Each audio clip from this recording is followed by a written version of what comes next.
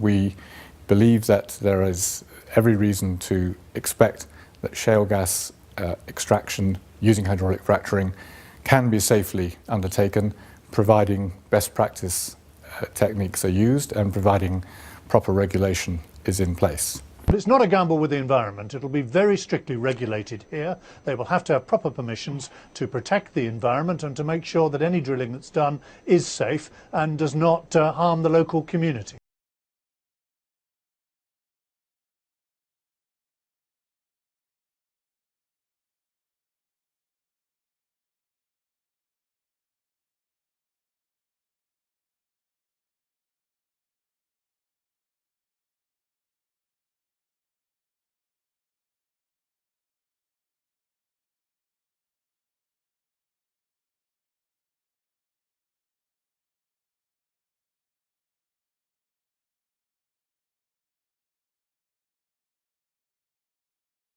There really should be an immediate stop until certain matters have been resolved. I don't think the matters can be resolved.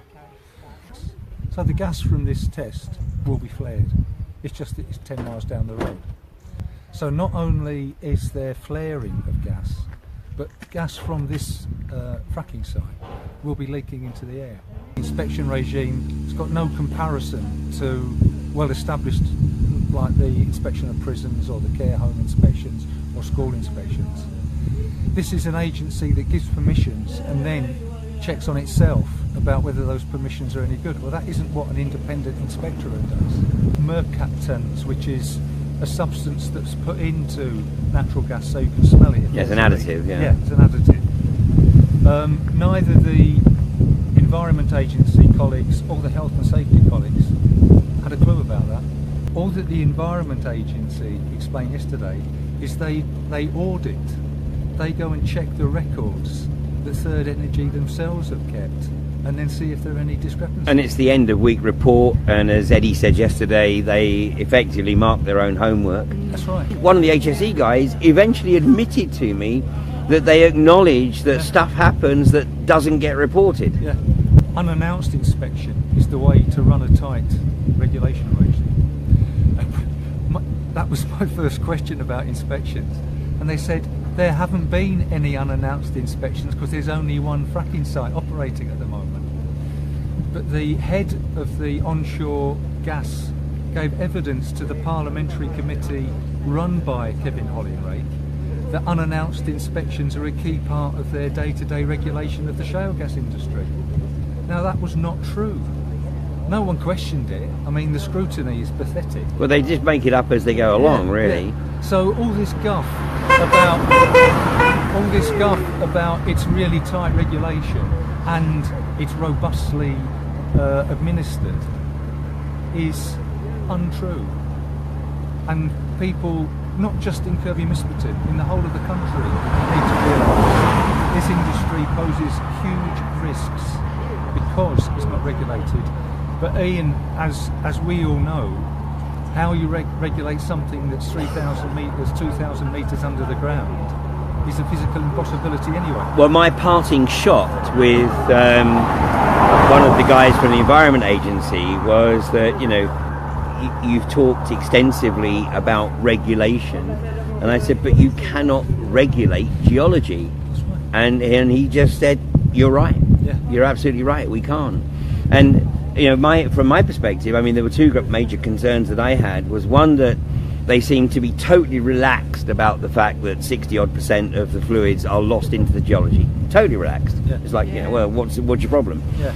And the other issue was with the HSE, because it should be obvious to anyone other than the sort of casual observer that Quadrilla have some very, very real problems with their process at Prestonby Road right now, and yet the HSE are either, you know, ignorant of it or just denying. So where is the transparency? Yeah. One of the fault lines runs very near to here and through the village.